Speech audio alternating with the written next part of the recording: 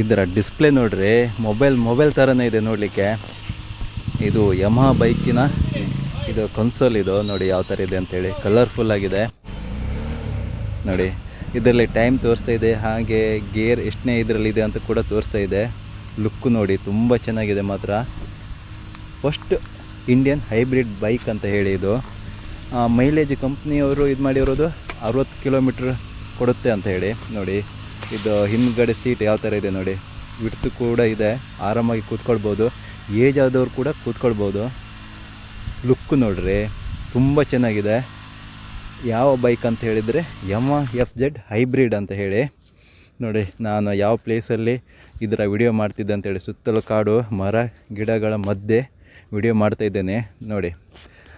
ಇದರಲ್ಲಿ ಏನು ತೋರಿಸ್ತಾ ಇದೆ ಅಂತ ಹೇಳಿದ್ರೆ, ಒಂದು ಟೈಮು ಮತ್ತು ಗೇರ್ ಎಷ್ಟನೇ ಗೇರ್ ಇದೆಯಲ್ಲ ಅಂತ ತೋರಿಸ್ತಾ ಇದೆ. ಮೈಲೇಜ್ ಎಷ್ಟು ಕೊಡ್ತಾ ಇದೆ ಅಂಥೇಳಿ 60.3 ಇದೆ. ಅಂದರೆ ನಾನು ಗಾಡಿ ಜಾಸ್ತಿ ಓಡಿಸಿಲ್ಲ, ಅಂದರೆ ಫಸ್ಟ್ ಗೇರ್ ಸೆಕೆಂಡ್ ಗೇರಲ್ಲೇ ಜಾಸ್ತಿ ಓಡಿಸಿರೋದು, ಹಾಗಾಗಿ ಅಷ್ಟು ಮೈಲೇಜ್ ಇದೆ. ಮುಂದೆ ಹೋಗ್ತಾ ಹೋಗ್ತಾ ಜಾಸ್ತಿ ಕೊಡ್ಬೋದು ನೋಡಿ. ಇದು ಸೆಟ್ಟಿಂಗ್ಸ್ ಅಂದರೆ 4 ಈ ಬಟನ್ ಬರುತ್ತೆ ನೋಡಿ, ಅದು ನೀವು ಥೀಮ್ ಕಲರ್ ಚೇಂಜ್ ಮಾಡ್ಕೋಬೋದು. ಹಾಗೆ ಬ್ಲೂಟೂತ್ ಕನೆಕ್ಟಿವಿಟಿ ಕೂಡ ಇದೆ, ಮೊಬೈಲ್ ಮುಖಾಂತರ ನೀವು ಸಾಂಗ್ ಕೂಡ ಕೇಳ್ಬೋದು. ಅದರದ್ದು ವಾಲ್ಯೂಮ್ ಕೂಡ ಜಾಸ್ತಿ ಮಾಡ್ಬೋದು, ಕಮ್ಮಿ ಮಾಡ್ಬೋದು. ತುಂಬ ಚೆನ್ನಾಗಿದೆ ನೋಡಲಿಕ್ಕೆ ಹೈಬ್ರಿಡ್ ಬೈಕು ನೋಡಿ. ಅದು ಈಗ ಡಿಸ್ಪ್ಲೇ ಇದೆ ನೋಡಿ, ಅದನ್ನು ಫುಲ್ ಬ್ಲ್ಯಾಕ್ ಕೂಡ ಮಾಡ್ಬೋದು, ಹಾಗೆ ವೈಟ್ ಕೂಡ ಮಾಡ್ಬೋದು. ಅದೇ ರೀತಿ ಆಟೋದಲ್ಲಿ ಇಡ್ಬೋದು. ಅಂದರೆ ಆಟೋದಲ್ಲಿ ಇಟ್ಟರೆ ಏನಾಗುತ್ತೆ ಅಂದರೆ, ನೀವು ಬೆಳಕಿದ್ದಾಗ ವೈಟಾಗಿ ಕಾಣಿಸುತ್ತೆ, ಹಾಗೆ ಕತ್ತಲಲ್ಲಿ ಸ್ವಲ್ಪ ಡಾರ್ಕಾಗಿ ಕಾಣಿಸುತ್ತೆ ನೋಡಿ. ಸೆಟ್ಟಿಂಗ್ಸ್ ಎಲ್ಲ ಚೇಂಜ್ ಮಾಡ್ತಾ ಇದ್ದೇನೆ. ಮ್ಯೂಸಿಕ್ ಇದೆ, ಹಾಗೆ ಯಾವುದು ಸ್ಟೆಪ್ ಬೈ ಸ್ಟೆಪ್ ನೆವಿಗೇಷನ್ ಇದೆ. ತುಂಬ ಚೆನ್ನಾಗಿದೆ. ನನಗೆ ಟೆಕ್ನಿಕಲ್ ಬಗ್ಗೆ ಅಷ್ಟಾಗಿ ಗೊತ್ತಿಲ್ಲ, ಆದರೆ ಬೇರೆ ಬೈಕ್ ಕಂಪೇರ್ ಮಾಡಿದರೆ ಈ ಬೈಕ್, ಆದರೆ ಓವರಲ್ ಆಗಿ ನೋಡಲಿಕ್ಕೆ ಹೋದರೆ ಈ ಬೈಕ್ ವರ್ತ್ ಅನಿಸ್ಬೋದು. ತುಂಬ ಚೆನ್ನಾಗಿದೆ. ಅದು ಯಮಹಾ ಎಂಜಿನ್ ಅಂತ ಹೇಳಿದರೆ ಕೇಳೋದೇ ಬೇಡ, ಎಂಜಿನ್ ತುಂಬ ಚೆನ್ನಾಗಿ ಬಾಳಿಕೆ ಬರುತ್ತೆ. ಬೇರೆ ಕಂಪ್ನಿಯ ಬೈಕ್ ಕೂಡ ಇದಕ್ಕಿಂತ ಕಡಿಮೆ ಸಿಗುತ್ತೆ, ಅಂದರೆ ಹೈಬ್ರಿಡ್ ಅಲ್ಲದೆ ಇರೋದು. ಏನು ಹೇಳ್ತೀವಿ, ಯಾವುದು ಸ್ಪೀಡ್ ಆಮೇಲೆ ಹಾರ್ಸ್ ಪವರ್ ಏನು ಜಾಸ್ತಿ ಇರುತ್ತಲ್ಲ, ಆ ಬೈಕು ಇದಕ್ಕಿಂತ ಕಡಿಮೆ ರೇಟಲ್ಲಿ ಸಿಗುತ್ತೆ. ಆದರೆ ಯಮಹಾದಷ್ಟು ಕ್ವಾಲಿಟಿ ಇರಲ್ಲ, ಅಂದರೆ ತುಂಬ ಜನ ಹೇಳಿದರು ಯಮಹಾ ಬೈಕ್ ಮಟ್ಟಿಗೆ ನೀವು ಯಾವುದೇ ಥರ ಓಡಿಸಿ ಎಂಜಿನ್ ಒಳ್ಳೆ ಥರ ಬಾಳಿಕೆ ಬರುತ್ತೆ ಅಂಥೇಳಿ. ಇದರದ್ದು ಟೈರ್ ನೋಡಿ ಎಷ್ಟು ಅಗಲವಾಗಿದೆ ಅಂತ. ಮುಂದಿನ ಟೈರ್ ನೋಡಿ, ಕಲರ್ ನೋಡಿ ಎದ್ದು ಕಾಣುತ್ತೆ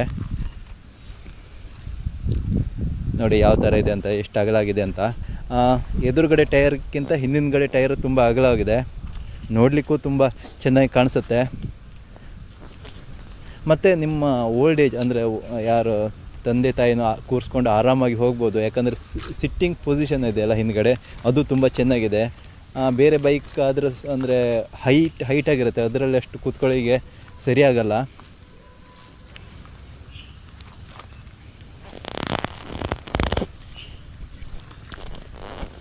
ಇದರ ಲುಕ್ ಮಾತ್ರ ಇತ್ತಲ್ಲ, ನೋಡಿದರೆ ತುಂಬ ಖುಷಿಯಾಗುತ್ತೆ, ಅಷ್ಟೊಂದು ಚೆನ್ನಾಗಿದೆ. ಕ್ಯಾಮರಾದಲ್ಲಿ ಅಷ್ಟು ಗೊತ್ತಾಗ್ತಾ ಇಲ್ಲ ನೋಡಿ. ಇದರದ್ದು ಈಗ ಯಾವುದು 100cc ಬೈಕ್ ಓಡಿಸ್ತಾ ಇದ್ದವರಿಗೆ ಇದರದ್ದು ಗೇರ್ ಸಿಸ್ಟಮ್ ಸ್ವಲ್ಪ ಸ್ಟಾರ್ಟಿಂಗಲ್ಲಿ ತೊಂದರೆ ಕೊಡ್ಬೋದು. ಯಾಕಂತ ಹೇಳಿದರೆ ಎದುರುಗಡೆ ಒಂದು ಸೈಡ್ ಮಾತ್ರ ಇರೋದು, ಹಿಂದುಗಡೆ ಇಲ್ಲ ನೋಡಿ ಅಂತೆ. ಅಂದರೆ ನಾನು ಆ ಥರ ಹಿಂದೆ ಗೇರ್ ಹಾಕ್ಲಿಕ್ಕೆ ಹೋಗಿದ್ದೆ, ಯಾಕೆ ಗೇರ್ ಬೀಳ್ತಾ ಇಲ್ಲ ಅಂತ ನೋಡಿದಾಗ ಹಿಂದುಗಡೆ ಅರ್ಧ ಭಾಗ ಬರುತ್ತಲ್ಲ ಬೇರೆ 100cc ಬೈಕಲ್ಲಿ, ಅದು ಇಲ್ಲ. ಅಂದರೆ ಕಾಲಿಂದ ನಾವು ಎತ್ತಬೇಕು ಮತ್ತು ಮುಂದಿನ ಕಾಲಿಂದ ನಾನು ಡೌನ್ ಮಾಡಬೇಕಾಗತ್ತೆ. ಬ್ಲೂ ಕೋರ್ ಅಂತ ಇದೆ ನೋಡಿ, ಹೈಬ್ರಿಡ್ ಅಂತ ಇದೆ. ಇದರದ್ದು ಕೀ ನೋಡಿ ತುಂಬ ಸಿಂಪಲ್ ಆಗಿದೆ. ಪೆಟ್ರೋಲ್ ಟ್ಯಾಂಕ್ ನೋಡಿ, ಇದು ಓಪನ್ ಮಾಡಿದರೆ ನೋಡಿ ಈ ಥರ ಓಪನ್ ಮಾಡಬೇಕಾಗತ್ತೆ.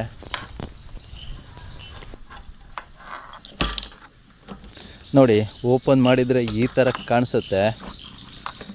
ಮತ್ತು ಇದು ಕೀ ಹೊರಗಡೆ ಬರಲ್ಲ, ತೆಗಿಲಿಕ್ಕೆ ಬರಲ್ಲ, ಅದಕ್ಕೆ ಲಾಕ್ ಆಗಿರುತ್ತೆ ನೋಡಿ. ಈ ಥರ ಇದೆ ಇದು. ಮತ್ತು ಮುಚ್ಚಳ ಇದೆ ಮುಚ್ಚಲಿಕ್ಕೆ, ನೀರೇನು ಹೋಗಲ್ಲ. ಈಗ ಆನ್ ಮಾಡ್ತೀನಿ ನೋಡಿ, ಸ್ಟಾರ್ಟಿಂಗಲ್ಲಿ ಯಮಹಾ ಅಂತ ಬರುತ್ತೆ ರೆಡ್ ಮಾರ್ಕಲ್ಲಿ ನೋಡಿ. ನನಗೆ ವಾಚ್ ಕಟ್ಟಿಕೊಳ್ಳುವ ಅಭ್ಯಾಸ ಇಲ್ಲ, ನನಗೆ ಇದೊಂದು ತುಂಬ ಬೆನಿಫಿಟ್ ಆಯಿತು. ಅಂದರೆ ಆ ಕನ್ಸೋಲಲ್ಲಿ ಟೈಮಿಂಗ್ ತೋರಿಸ್ತಾ ಇದೆ. ಇದು ನೋಡಿ ಇಂಡಿಕೇಟ್ರ್.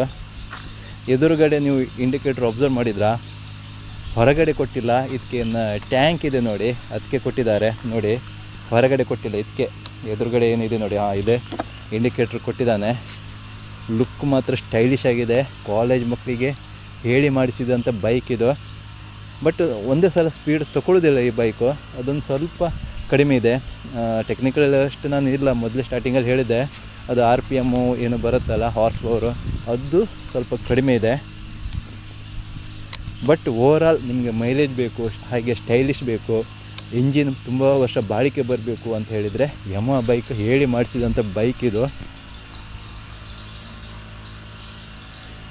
ಇದರಲ್ಲಿ ಎರಡೇ ಕಲರ್ ಬರೋದು, ಒಂದು ರೇಸಿಂಗ್ ಬ್ಲೂ ಅಂತ, ಇನ್ನೊಂದು ಸಿಯಾನ್ ಮೆಟಾಲಿಕ್ ಗ್ರೇ. ಈಗ ನೀವು ಏನು ನೋಡ್ತಾ ಇದ್ದೀರಿ ನೋಡಿ, ಇದು ಸಿಯಾನ್ ಮೆಟಾಲಿಕ್ ಗ್ರೇ, ಮತ್ತೊಂದು ರೇಸಿಂಗ್ ಬ್ಲೂ. ಒಬ್ಬೊಬ್ಬರಿಗೆ ಒಂದೊಂದು ಕಲರ್ ಇಷ್ಟ ಆಗುತ್ತೆ.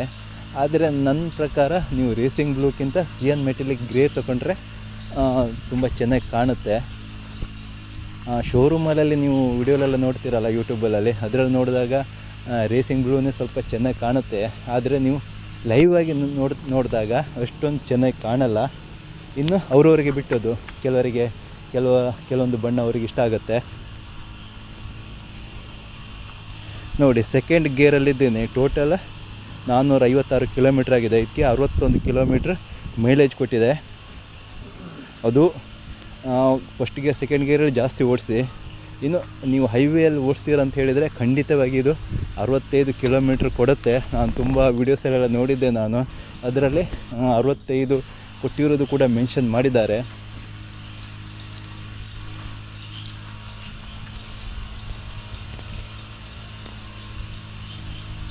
ಮತ್ತೊಂದು, ಈಗ ಫಸ್ಟ್ ಸರ್ವೀಸ್ 1000 ಕಿಲೋಮೀಟ್ರಿಗೆ ಅಥವಾ 30 ಡೇಸ್, ಇದರಲ್ಲಿ ಯಾವುದು ಫಸ್ಟ್ ಬರುತ್ತೆ ಅದು.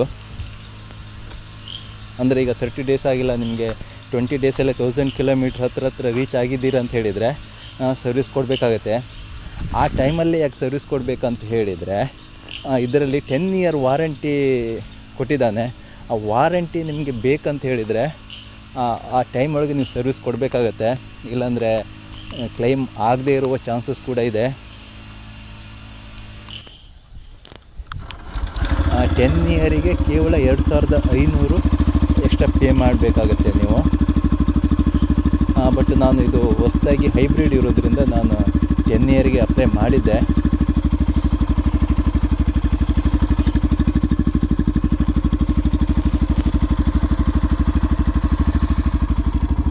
ಎಕ್ಸಾಸ್ಟ್ ಸೌಂಡ್ ಕೇಳಿ, ತುಂಬ ಚೆನ್ನಾಗಿದೆ.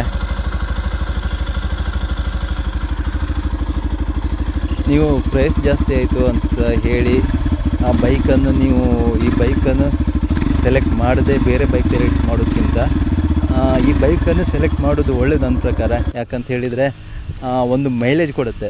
ಕೇವಲ ಮೈಲೇಜ್ ಅಂತಲ್ಲ, ನೋಡಲಿಕ್ಕೆ ಲುಕ್ ಮಾತ್ರ ತುಂಬ ಚೆನ್ನಾಗಿದೆ. ಬೇಕಾದರೆ ನೀವು ಶೋರೂಮಲ್ಲಿ ಒಂದು ಸಲ ಹೋಗಿ ನೋಡಿ ಬನ್ನಿ, ನಿಮಗೆ ನೀವು ಇದಾಗಿ ಹೋಗ್ತೀರ, ಅಷ್ಟೊಂದು ಲುಕ್ ಚೆನ್ನಾಗಿದೆ. ಮತ್ತೊಂದು ಯಮಹಾದ ಎಂಜಿನು